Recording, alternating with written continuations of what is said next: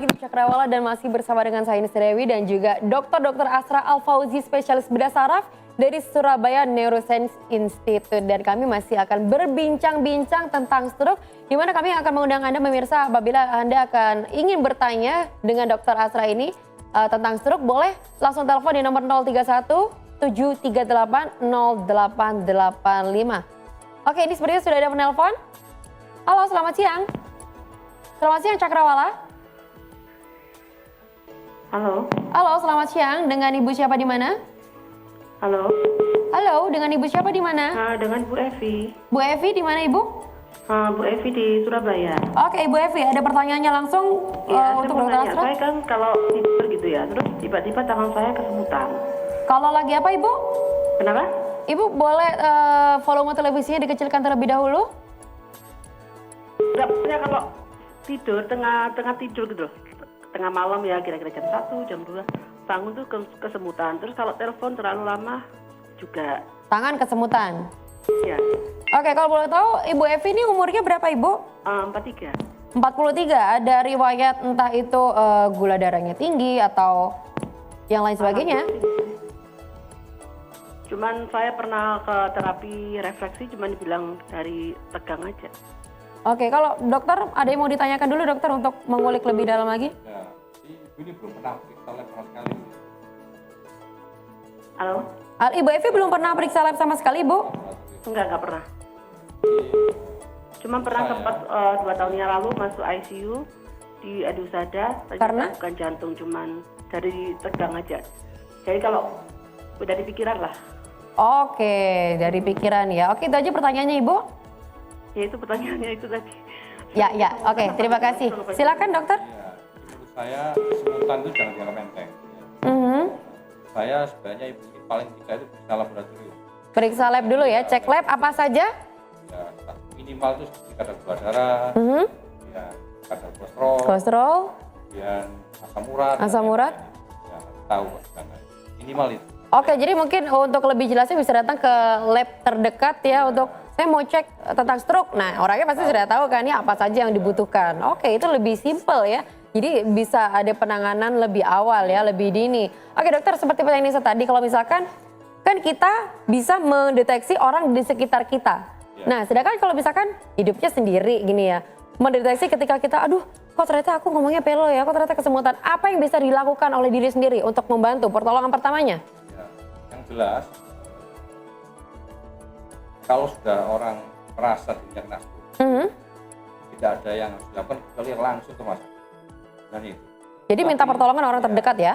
Ya, langsung dibawa ke rumah sakit. Yang penting itu, karena tidak bisa ada yang dilakukan di rumah itu. Cuma makin lama semakin memperjelek keadaan. Oke, baiklah dokter. Ini sepertinya ada penelpon satu lagi, coba kita angkat. Selamat siang. Oke, terputus sayang sekali. Untuk Anda pemirsa yang ingin telepon ya ke line interaktif kami, boleh di nomor 031 738 0885. Sekali lagi nomornya adalah 031 738 0885. Karena Nisa di sini bersama dengan Dr. Asra ya.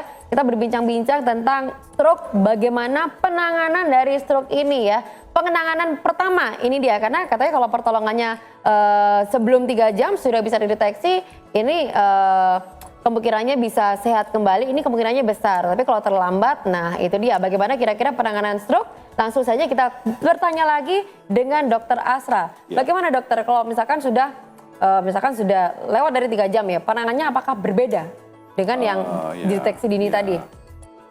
Secara umum sama sebenarnya, tapi secara khusus memang agak berbeda. Oke. Karena kalau sudah lebih dari 3 jam, itu biasanya kita goalnya adalah jangan sampai gejalanya itu tambah berat. Harus di rumah sakit, memang dikasih obat-obat tertentu supaya tidak tambah berat. Kalau ada hipertensinya segera diturunkan. Kalau ada kencing manis segera secara cepat diturunkan. Itu tujuannya begitu ya, jangan sampai tambah berat gitu. Nah, kalau memang kalau lebih dari 3 jam, kalau kurang dari 3 jam itu tujuannya malah memulihkan supaya jadi normal kembali. Gitu. Oh baik. Kalau 3 jam itu jadi aspek-aspek lainnya ini juga harus diturunkan. Oh, iya, ini bukannya perokok dan juga orang-orang yang obesitas ini juga jadi salah satu faktor dari jelas stroke ya? Itu faktor risiko stroke. Oke. Rokok, obesitas, kencing manis, hiperkolesterol, lain-lain itu semua. Jadi apakah memang kalau yang merokok harus segera berhenti? Oh iya betul, harus. Obesitas harus segera diet ya? diturunkan, iya, Segera betul. diturunkan. Iya. Berat kalau seperti itu ya. Harus ya, kalau ingin hidup sehat ya begitu ya. Oke, tapi kalau selama ini para penderita stroke yang sudah sembuh kembali, apakah bisa terkena stroke lagi nantinya? Oh, jelas ada kemungkinan itu. Apalagi dia punya faktor risiko. Dia punya hipertensi, kecenderungan kolesterol ya. Oke. Kemudian dia masih tetap merokok ya. Untuk mencegah itu, maka ya faktor risiko itu harus ditangani. Oke. Ya, harus diet. Minum obat kencing manis teratur, minum obat anti hipertensi, kurangi makanan lemak, nah, macam-macam itu memang harus dilakukan. Oh, jadi ada gitu. beberapa terapi yang memang bisa dilakukan di rumah ya, Iya, nggak perlu ke rumah sakit. Oke, terapinya ini untuk apa aja, Dok? mencegah. Yaitu pertama, sebagian besar penderita stroke itu akibat perilaku. Ya, misalnya perilaku diet yang nggak sehat. Oh, ya kan? diet yang nggak sehat pun Iya, juga bisa iya. jadi penyebab stroke. Iya, Oke, bahaya betul, Ibu Denis kan? ya. Terus? Kemudian kurang olahraga. Iya. Kemudian merokok. Ya. Nah, itu juga faktor risiko stroke. Oke. Ya. Dia punya hipertensi, tetap aja makan daging-daging terus ya, kemudian makan asin-asin itu Jadi bikin di tensinya rumah tinggi. pun ya bisa langsung diterapi secara sendiri, psikologis, betul. fisik, kognitif, Semua, ya. komunikasinya. Iya. Tapi biasanya Dok kalau misalkan orang sudah tahu, aduh aku kena stroke kan udah drop gitu loh dari psikologisnya. Ya betul. Itu salah satu pemulihan itu dari support keluarga. Oke. Pengalaman saya itu support keluarga itu sangat bermanfaat. Jadi kalau ada salah satu anggotanya kena stroke, jangan dibikin seperti sakit gitu. Harus dimotivasi seperti sedia kala, dianggap seperti biasa, kemudian diatur pola makannya, pola istirahat pun juga ya. Iya, diatur. Jadi ya. olahraga juga. Iya. Apakah ada pantangan makanan atau minuman untuk penderita stroke? Yang jelas kan hindari makanan garam yang asin. Wah, Asin itu bikin tensi tinggi. Tapi kalau misalkan asin yang sedang-sedang aja, nggak boleh diatur. Dok buat penyedap Iya, rasa betul. ya, Tapi boleh jangan ya? berlebihan. Oke. Ya, kemudian jelas lemak harus dikurangi. Ya, daging-daging itu yang berlemak itu ya, itu harus dikurangi. Dan Kemudian- lemak dalam badan juga dikurangi ya dengan cara olahraga, ya. baiklah. Kalau punya kencing manis jelas ada Harus aturannya kan. diobati ya. Nah, ada aturannya, gula-gula enggak boleh. Oke. Ya, sebenarnya simpel tapi bagi orang tertentu mungkin menyiksa ya, tapi demi kesehatan Dok. saya kira harus Satu lagi dilakukan, terakhir, ya. kasih tips dong supaya kita bisa mencegah supaya tidak terserang stroke. Ya, jadi pada dasarnya stroke itu adalah penyakit yang bisa dicegah dengan pola hidup sebenarnya paling banyak. Yang seperti saya sampaikan tadi itu pola diet yang sehat, kemudian hindari rokok, berhenti, Oke. kemudian kalau bisa exercise teratur, Exercise Ya, teratur. kurangi stres, kalau obesitas segera diet. Ya. Oke, jadi- Kalau punya penyakit tertentu, hipertensi, kencing manis, rajin ke dokter untuk obat-obat teratur. Oh, oke. Jadi kurangi stres. Ini juga, Dok, kalau teleponnya nggak diangkat, orangnya bisa stres kayaknya, Dok. Kita angkat dulu ya teleponnya Iya, ya. oke. Selamat siang, Cakrawala. Selamat pagi. Oh, selamat Selamat pagi. pagi. Dengan Ibu siapa di mana? Dengan Ibu Wati di Surabaya. Ibu Ati di Surabaya. Silakan Ibu pertanyaannya. Iya, saya kan kena stroke sudah 1 tahun. 1 tahun? Iya. Oke.